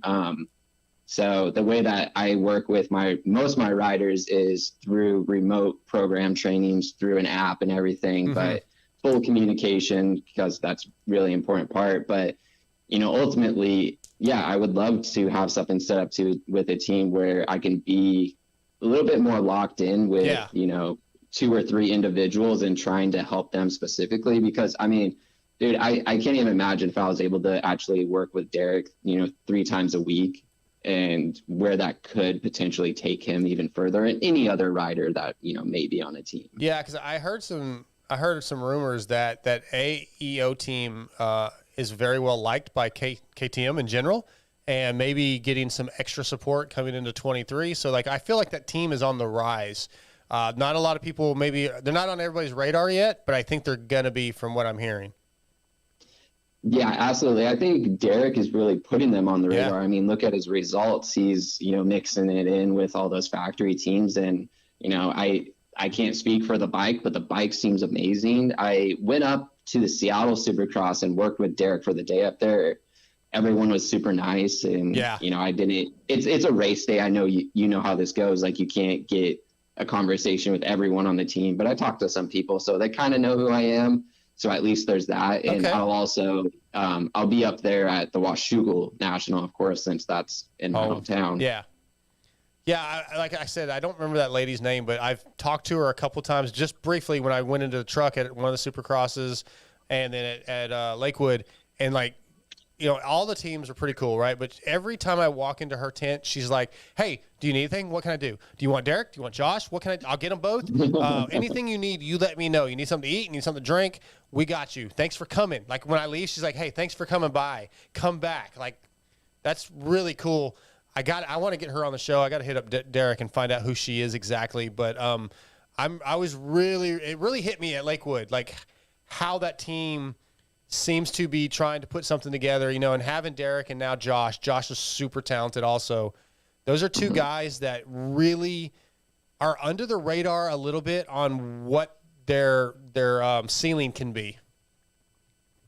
Yeah, they're just that 1% away. Like Derek's fitness is 100% as good as the top fives. You know, there's a couple things that need to happen and go in the right place. Starts being one of them. That's obviously something outside of my strength and conditioning side of things. But, you know, if he gets a great start, things might change. Because, you know, he's been working his way up from like 18 place starts and some days even worse. yeah, definitely. So they're close, and Josh is a great rider. He's, you know, obviously Husky saw that last summer when they gave him the opportunity to come on as a fill-in, and they helped him out throughout Supercross and everything. So it's no doubt that, you know, Josh is a great rider as well. Absolutely. All right. So from the perspective of a personal trainer, which one of the premier guys do you kind of, does their training surprise you the most? Whether you're going off of maybe something that you've heard that they do, or going off of maybe like what their physical presence looks like, or like, you know, just what do you see? What do we not see as couch potatoes?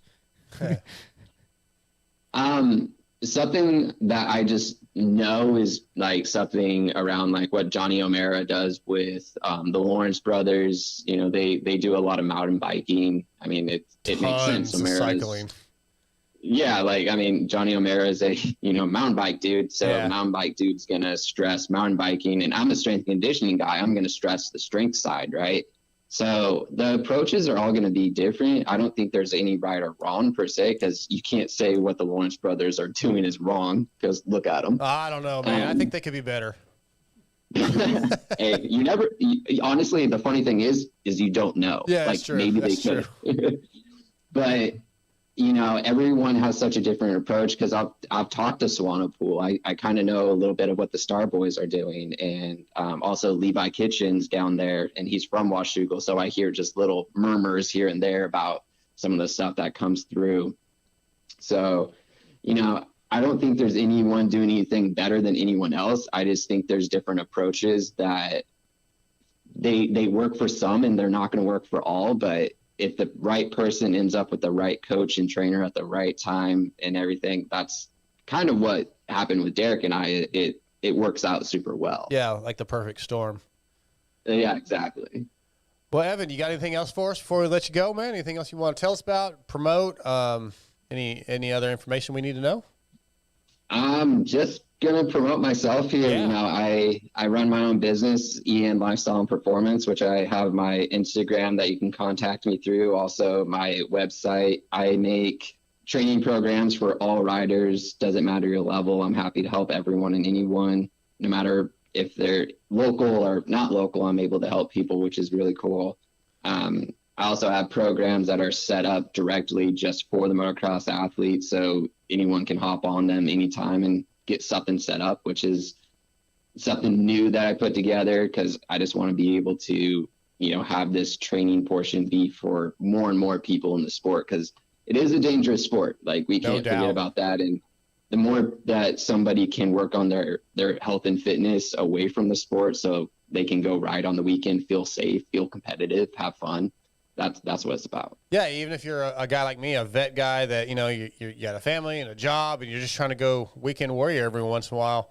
I mean, my ass definitely needs to be in better shape and a better diet, and a guy like yourself can help with that. So I'm definitely going to be reaching out to you. Again, give your social and your website again. It's EN for Evan Nystrom. Yep. Lifestyle Performance. So you can, if you're trying to speak with me, probably just through Instagram is going to be the quickest way. But if you're interested in the programs and stuff like that, the website's going to be the way to go. Perfect. Evan, man, thanks for, I'm glad you reached out. I think it was a couple weeks ago, you sent me a message, and yeah, it's good to get you back on and kind of see what's going on, and keep getting our boy DK up there, man. We need to keep moving him up. Yeah, he's on the precipice of that top 10. He got that 10th place moto yeah. That Moto 2, but he wants the overall. He wants an overall top 10, and I believe there's zero reason why that shouldn't happen. Well, at Red Bud, he's probably going to be on my fantasy team, so he better go get it. So I'll be sending some texts out. He loves the fantasy talk. I know. That's sarcasm, by the way. He gets a lot of fantasy talk. I don't even partake in that, so I leave it alone. Yeah. I always just like to give him shit because he always gives me the look of like, I don't care. And I know he doesn't care, so that's why I got to give him crap about it. Absolutely. Yeah. Evan, thanks for reaching out, man. It's been fun talking to you, buddy. Yeah, thanks for having me. All right, we'll talk to you again soon. Sounds good. All right. Thanks again to Evan Nystrom for coming on. We're going to very quickly pause. I'm going to throw your commercial in, and then we'll get back in. We'll talk about the Vital stuff, and that'd probably be about it. Okay. All right. Sounds real good. quick. We'll be right back. All right, welcome back. If you guys are listening in post and not on YouTube, man, you just missed out on a lot of fun. We were going through, I jumped on YouTube, was totally distracted. We were interacting with our YouTube viewers, and you're missing out, man. And I don't know. Like, Steve doesn't interact with YouTube viewers because he doesn't get distracted. Yeah. He's good. I get really distracted, and I start talking to our listeners, and, like, I didn't even feel like coming back to the show. We were just having fun. So, but you're missing out if you're not on YouTube on Tuesday nights. Yeah, because even those that watch it later on YouTube, I go back and delete most during of the stuff. commercial, the quote unquote commercial break. You cut all that out. If it's something that's really good or funny that we talk about, sometimes I leave some of it in, but most of the time it's in. The good stuff happens in between a break where I'm not going to go through and not mark that one spot out. Even the Dune Goon, Travis Marks, was in there. And here's the cool thing: Steve doesn't know this. Everybody that was in our YouTube channel tonight got the free demo, the beta version of the new app, the Pulp MX app. Everybody that was watching got it. Now, if you weren't watching on YouTube, where was I? How's that? he just told you he was going to email it. I wasn't in here. Scotty, it's a joke. You are the worst at getting these jokes. Because I don't know what you're talking about. There is no app yet. I know. Oh, God. I give up. I absolutely give up. I cannot. You're fired, Scotty. We got to hire somebody else. Well, okay. To my defense, when I came back in from dealing with the work call that I had to deal with, I came back in. You were talking about that. I didn't know if that's what you were talking about. If you said it then, I'm sorry. I want to shoot myself in the face right now. Yeah. Hey, Vital. Let's get to this real quick. Just be glad I'm you here. asked about the Vital deal. So, anybody listening to Pulp, when I called in last week and was giving Steve shit about his hair that week, at some point, Michael Lindsay was in studio, and Steve said something about, like, you need to hire Darkside, or Darkside, you need to hit Michael up for a job, or whatever. And it was sort of just like background noise. I thought it was a joke. And then he texted me like Tuesday or Wednesday, Steve did, hey, have you talked to Michael yet? I was like, no, I didn't think you were serious. So I called Michael, and yeah, he had some stuff for me. He's got some full-time positions. I'm not quite qualified for the one he's looking for right now. But he offered me a position, writing articles like I've been doing for Racer X. So we talked for like an hour. Basically, we came to an agreement. He wants 6 articles a month for Vital. It's going to be 4, 1 a week, like privateer interviews, mechanic interviews, whatever I come up with. Individuals. Do one of those a month, or one of those a week, 4 a month. And then he wants on the forum, they have like a bike build section where, people build bikes, right? So he's going to pick some. I can go through them, and I'll interview one of those guys a month. And you're really interested in this conversation, Scotty. I'm interacting with our guests. Yeah, I know. Or view, anyway, and then I'm going to do one article of my choosing, and it's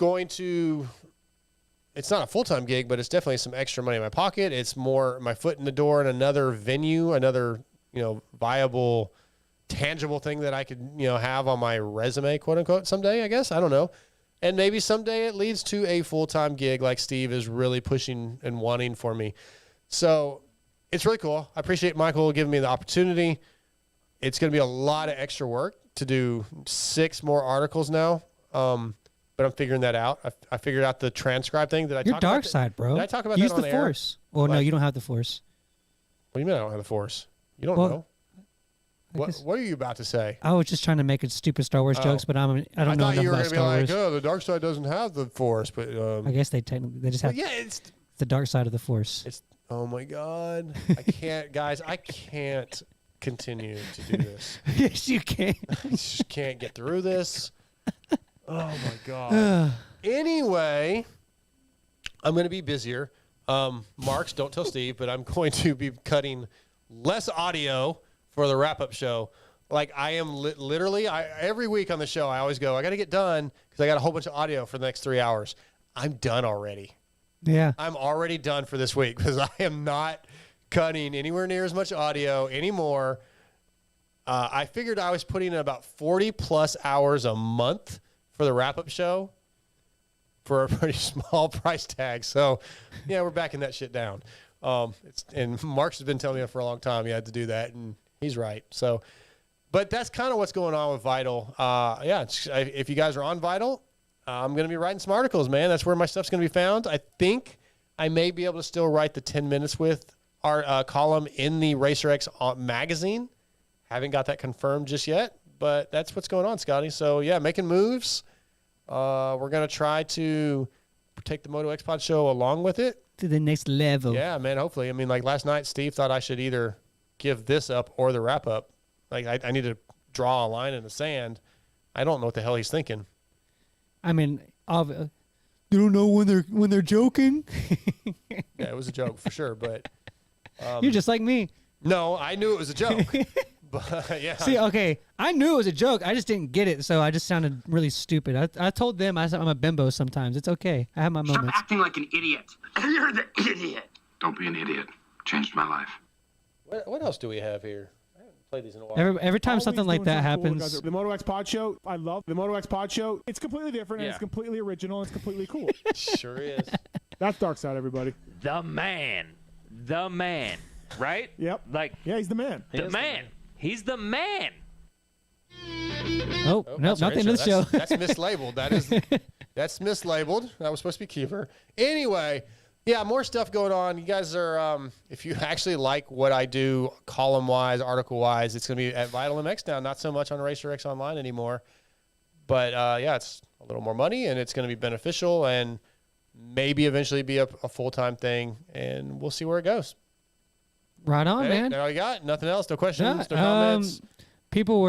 Someone told me that I need to go watch. So every time something like that happens, everybody starts saying Scotty doesn't know, like the movie Euro Trip, and that movie came out like right as I was like in high school, and like literally the hallways would like part open, and like the whole school would be like singing that song as like I walked through. Scotty doesn't know. Scotty doesn't know.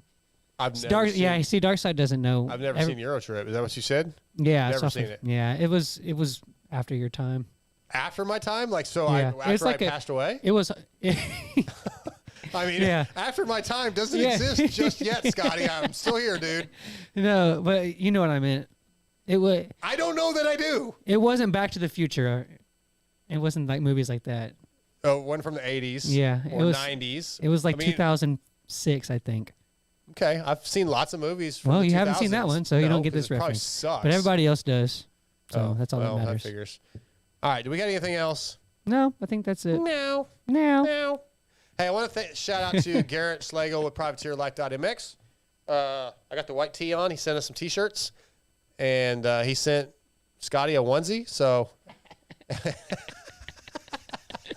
you got me a medium. Yeah, I need a medium. I was like, do you have any youth sizes? Dude, okay.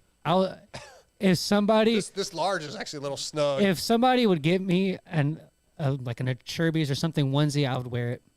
I don't want to see that. I don't think not it's... like a onesie, like a diaper thing, like a whole, like a thing, one thing. No, not a unitard. Like you know the fuzzy jammies that like fold all the way up, like you put your feet in and it comes all the way up?